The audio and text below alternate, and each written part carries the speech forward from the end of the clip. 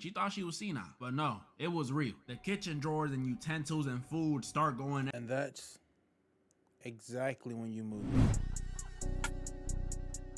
The Scariest Kid Shows.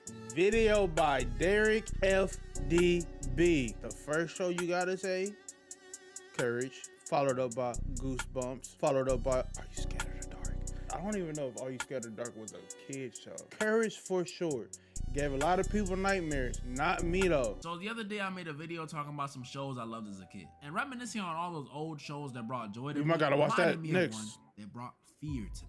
I know everything scared me as a kid, but this was different, okay? Because this show not only scared me, but it also scared millions. And I wasn't part of the millions. Was Courage the Cowardly Dog. If you never watched this show, it did have some creepy moments though. Today, ladies and gentlemen, I'll be going. Did y'all see that fan-made Courage the Cowardly Dog horror game, bro? You look kind of decent. I'm not finna lie to you, bro. Courage should have been had a horror game. Hell, Courage probably should have had a movie since they wanted to make Winnie the Pooh a horror flick, bro. You can do anything with like Tales from the Crypt type shit. I'm gonna stop talking because if they start doing that, I'm gonna need my check. Over Courage the Cowardly Dog, and I'll be going over 3 of the scariest episodes from the show. And in the end, I'll go over the scariest Courage episode. Return the slab. Know the drill. Grab your popcorn, get your stuffed animal, and try not I got water and Taki.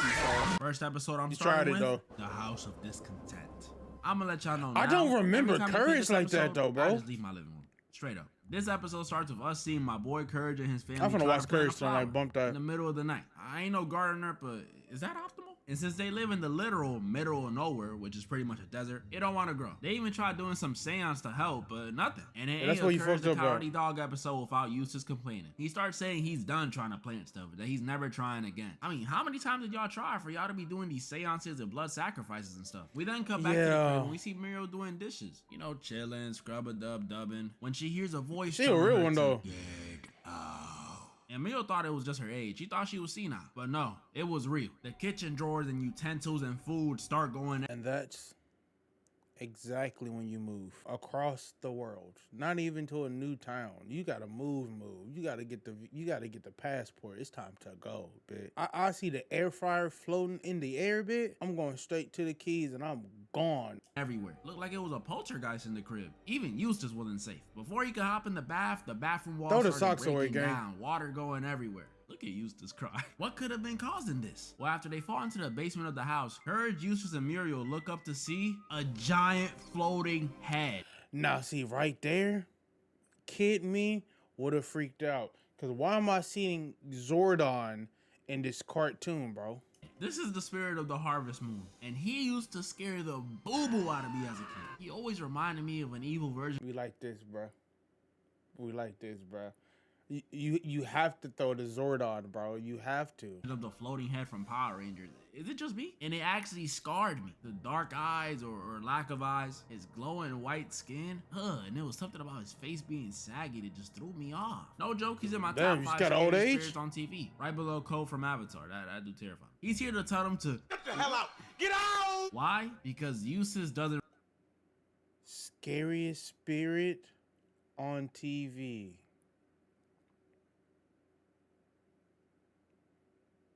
I'm trying to think, but I'm not pulling nothing. Respect the land they live on. Come on. Now why we gotta punish everyone for one dude's mistake? That ain't fair. I used to hate when they did that in school. Off topic, but I remember back in high school, I was on the track team for like a month. And this one time we were running a 5K, which was already horrible. That's like 3 miles. I'm good on that. When we finished, one of the captains told us we had to run it again. All cause this one kid in the back was just running too slow. Man, we were That would have been me.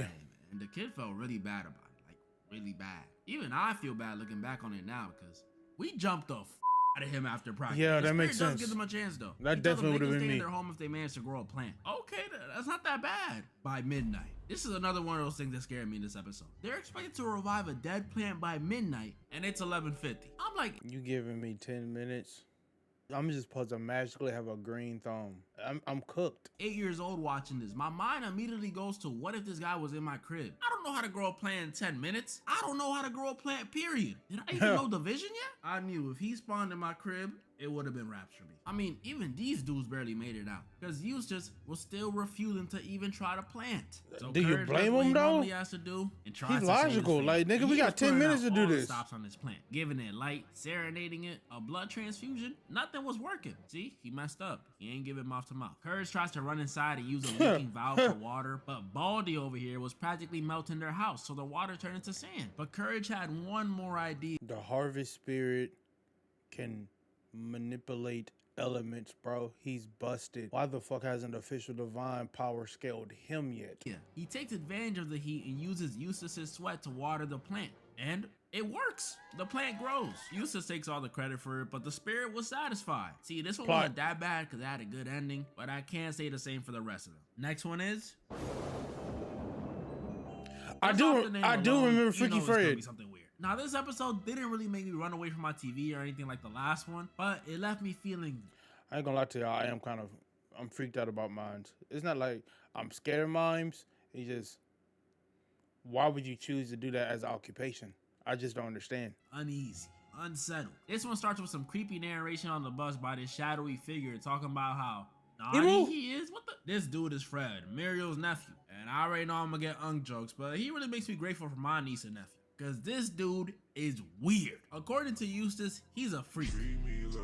Not that kind. Eustace says he's a freaky guy who owns a freaky barbershop where he does who knows what, but it's probably freaky. And Eustace was something we could finally agree on. Says he doesn't want that freak anywhere near his home. Yeah, I don't blame you. Cause when we finally see how this dude looks, oh my goodness. Y'all know me. I hate to judge off appearances. Even in this show, they taught us not to judge a book by its cover. Remember that one episode with the super ugly hunchback dude? He was chopped, but he was cool people. But this dude, he may not have the hunchback, but he got that mad scientist hair, lanky, slender arms. Are his eyes green?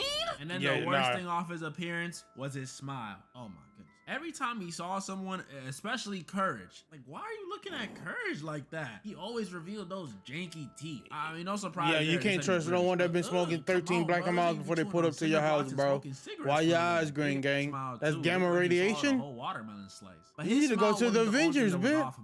We also know he's a barber, and there ain't nothing inherently wrong with being a barber. You know, there's different passions in the world. Some people like making art. I always thought it was Blackbeard. Making food. I mean, bro, I come from a race of people who can be three things: a baseball player, a deadbeat father, or a barber. So it's perfectly fine. But Derek is probably going to end up being a baseball player in high school who attempted to be a barber, and later in life will find out that he's a deadbeat. There has to be a possibility where all things are true. Me and someone likes cutting hair, but Fred, he really likes cutting hair to the point where it seems like it's some sort of fetish or kink for him. I'm not even joking either. I understood this as a kid watching this. They played creepy, cheerful music when he was fantasizing or reminiscing on cutting hair. Yeah, no, I'm During cool, his bro. flashbacks, you would see him get all geeked to see hair. Like, bro, he's sweating from excitement. You know how excited you gotta be for it to make you nervous? This ain't right. And once I heard him say that line, not at all. He gets in a certain mood.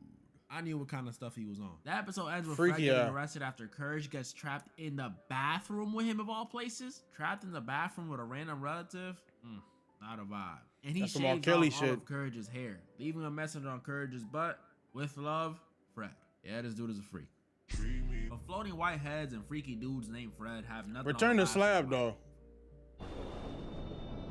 This one. This is the one that made me and everyone else who watched this show growing up have nightmares. Like, this is the one I remember the most, though. But I do remember the last time, and it was when I watched this episode.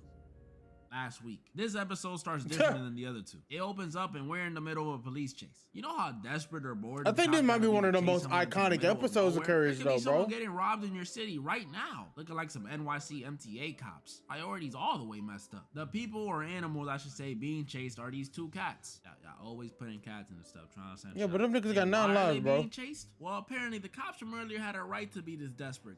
Are the cops driving a UFO? And this thing must have been very precious, because one of the cats gets the bright idea to bury it out of fear of being caught with it. I don't really see the point in this. Like, return the slab. You're in a car. That freaking 2-foot hat you got on looks like it'll weigh you down more. But whatever this thing they were burying was, it must have had some bad juju. Yeah, I gotta watch this tonight, bro. The second these two cats get back in the car and are about to take off, they don't make cartoons like they used to, bro. A mysterious figure appears and they get packed up. Yeah, some bugs spawned in, surrounded their car, and they were gone. Like, who's responsible? Took all 9 of them Johns. That nigga took 18 lives. These two cats, R.I.P., buried this artifact was right across the street from Courage's crib, where we see the next morning, Courage digs it up. See, this is why I'm be feeling bad for Courage at some point. He been because like still be doing all this curiosity stuff. He brings the thing he dug up back to Eustace and Muriel. It kills the cat, bro. Eustace miserable self never liked anything new in his life, so he immediately throws it out. But while Longchin Eustace is complaining about Courage, you stupid dog, the news comes on. That was a good impression. Talking about this priceless artifact that was stolen by these two criminals. I'm sorry, I know this is off topic, but what's up with all these dudes having the syndrome chin? Turns out though, the artifact that these dudes stole was not trash like Eustace said. It was actually priceless, worth millions. And Eustace may be a miserable old man, but he truly is. Wanted that bag. Yeah. Bread? Money was involved? He went and retrieved it. But this was a mistake because Eustace wanting to keep the slab was triggering something in it. Something dark. Luckily though, this ginger mustache fellow comes by to retrieve the slab and stop this potential thing from being triggered. And you know Courage was in full agreement. He started hitting his Eustace starts asking. That was a good impersonation. Slab. And unfortunately for Courage, this dude wasn't offering any money. Just a tote bag. Like what the? Do I look like a Midtown Manhattan girl? But what's in the tote bag though, bitch? I would have taken that tote bag a million times over what came next. Because later that night, while Eustace is rocking back and forth, imagining all the things he'd buy with the money, they hear the door rattling. Eustace goes outside to check what's going on. With no blick. This moment right here is what traumatized me, you, your brother, your mama, and anyone else who watched this show. Eustace goes to check what's happening and sees this thing, this 3D. Now how Courage just randomly flip animation, bro, and this is when animation wasn't the best on some 3D-ish. It did bring a certain type of environment to the spook of Courage, which is crazy because most kids who watch the show lack the thing the show was called when watching the show, bro. They don't make shows like this no more, bro. They don't. 4K resolution, 3 strands of hair having mummy. Yo, I can't explain to y'all how unsettling it was watching this as a kid. I mean, look at his chin. Mind you, this was playing the latest. What is up with you and chins, gang? Yeah, but it still terrified me so much I'd have to cover my eyes. I don't know if it was his voice. I don't remember ever doing that. The way he was moving his body, or both. But this dude was too much. He tells Eustace if he doesn't return the slab, he will be cursed and visited by 3 plagues, each getting worse than the last. Oh my goodness, just give me the heebie-jeebies remembering it. But Eustace don't care about that. He then starts asking the mummy how much he gonna pay for the slab. And the mummy straight up ignores Eustace asking that, which y'all know what that means. Broke boy, you ain't nothing but a broke boy. Eustace slams the door and that mummy did not waste time. Shout out Flight. Starts flooding their home from the basement to the first floor to the attic. Look at Eustace. Had enough time to grab a freaking snorkel before he even thought about helping. That shit ain't gonna do nothing, bro. You underwater. The basement and pulled out the plug, but it wasn't over. That was only. Why you got a plug in the basement though? Was ear screeching music. And this one may not have sounded like a big deal to me when I was a kid because all early 2000s music was great. But in 2025, this would be horrible. Imagine Cardi B blasting out like 210 decibels. Oh my goodness, that'd be torture. Courage eventually finds a solution to that plague too, but Eustace still didn't want to give up the dang slab. With Eustace still not complying came the 3rd plague. Locust? King Ramsey aside, this is the scariest part of this episode. The 3rd plague was a swarm of bugs. I don't care how big you are. I don't care how much you bench squat, power clean, deadlift. It doesn't matter, bro. A swarm of insects is terrifying.